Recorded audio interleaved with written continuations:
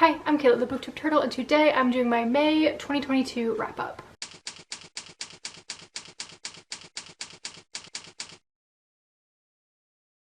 If you want to see the other wrap-up videos I've done, I have a whole playlist that I will link in the cards in the description.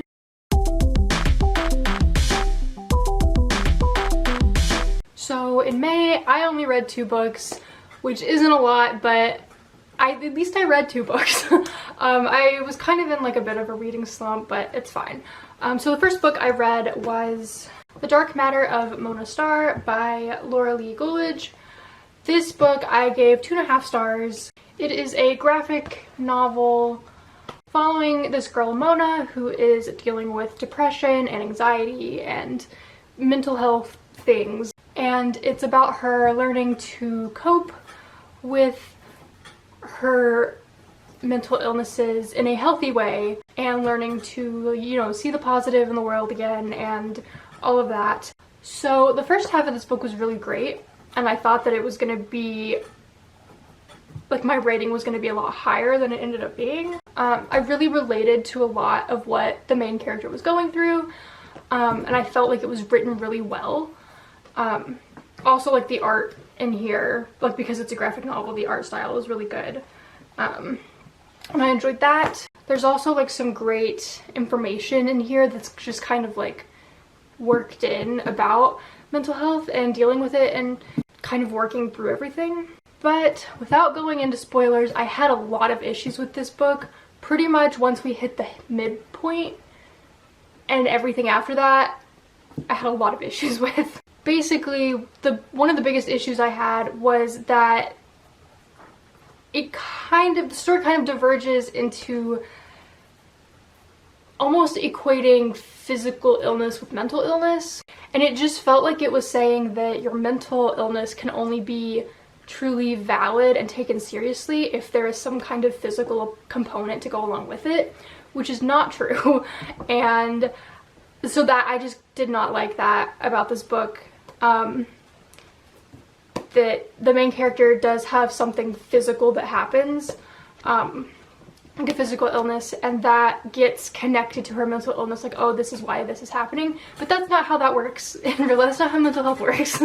And you don't have to have some kind of physical ailment to be valid with your mental illness, you know? I just had a lot of issues with that in this book and the way that was portrayed. It was also, like, the ending was very rushed. And I feel like the book made it seem like mental illness is something you can just suddenly decide to not have anymore, which is also not true. Like, it is a struggle to work through and overcome, and I feel like with this book, it was just very sudden, like, where the main character was like, okay, well, I don't want to feel like this anymore, so I just won't.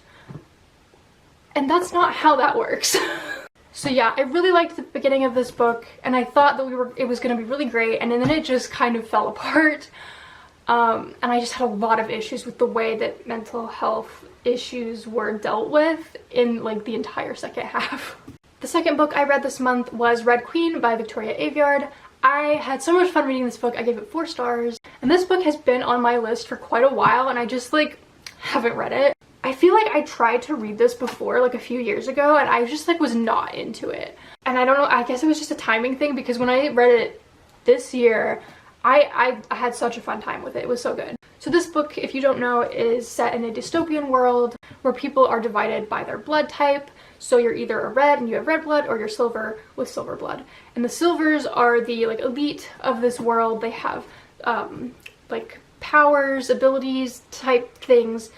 And they basically rule, and the reds are like the common people. They're pretty much in poverty, just doing whatever they can to survive and follow the very strict rules that the silvers place on them. So we follow Mare, a girl who is a red, who finds herself as a servant to the silvers. So she is in the midst of their world, not for very long before this sudden electrical power like ability just like explodes out of her in the middle of a very important event for the silvers that and it just, things get messy for her and her life from there.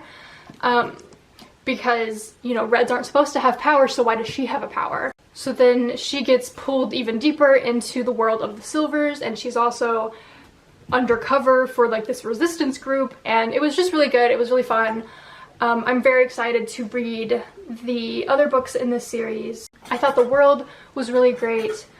It was a little bit predictable at times, but not so much so that it took away from my enjoyment.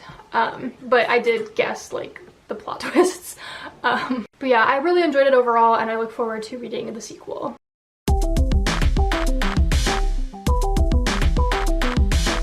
I am still working on Beyond the Dark, the third book in my Beyond the Gates series. Draft 2 is going pretty well. We are moving along. At the end of May, I was about 25,000 words into the second draft. I definitely had some ups and downs through May. If you follow my monthly newsletter, I'll put a subscription link in the box below if you want to check that out.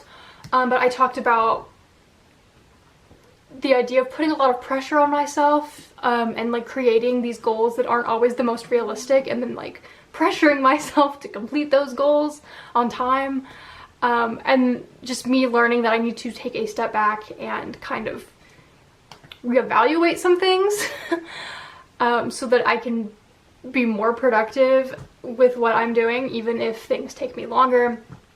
So that's what I was dealing with a lot in May, and like I said, I go more into that with my newsletter. But yeah, I am just continuing writing draft 2.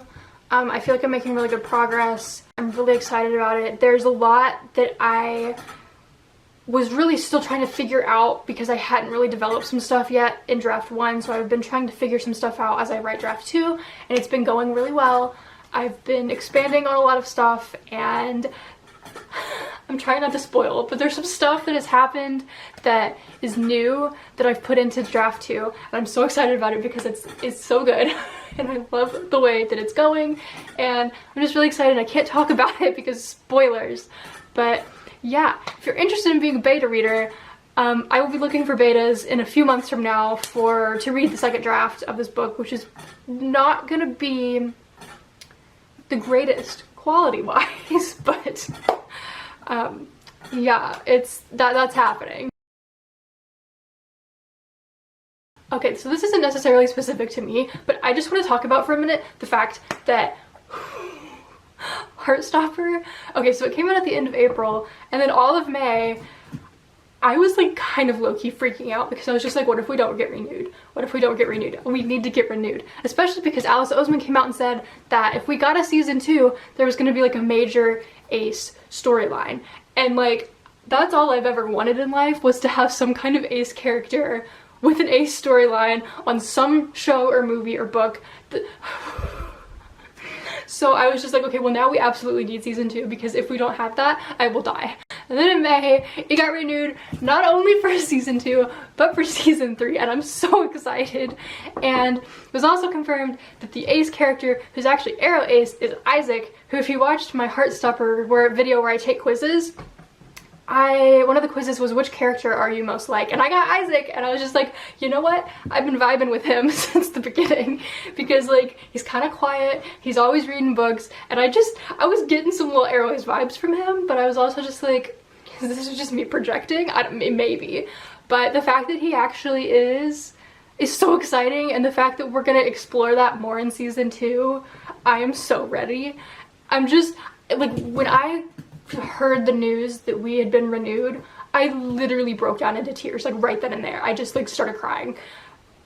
And I was hysterical. Like, I was crying and laughing, and I was like, my whole body was shaking. I was a mess. I'm so happy that we're gonna get an ace character, especially with how much this show blew up.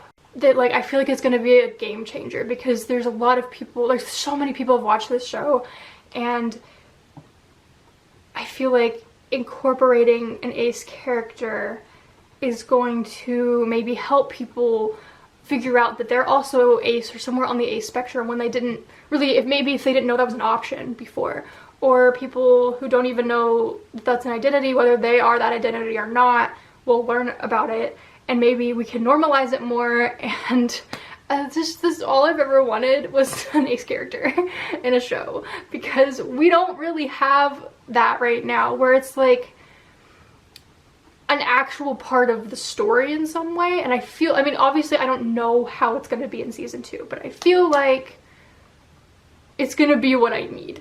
And I trust that it's going to be what I need, because we have Alice Oseman who's on the team working on it, so I feel like it's going to be okay. Because, like, I mean, there are, you know, other things out there with, like, other shows out there with ace characters, but it's not really, like, an actual thing. Also, can we talk about the fact I'm going off on such a tangent, I'm so sorry.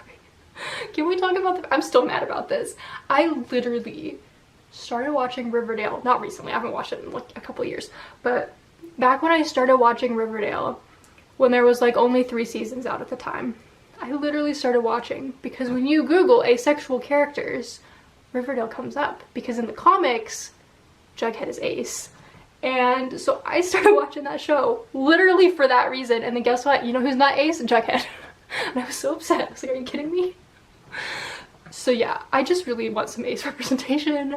That's all I want. I'm done now. Okay, I'm sorry. I just needed to share my excitement because I'm still kind of freaking out, even though it's June now. Thank you so much for watching this video. Let me know what books you read in May, and if you've watched Heartstopper, let's scream about it in the comments because I have so many feelings all the time. If you enjoyed this video, be sure to like, comment, and subscribe. Bye.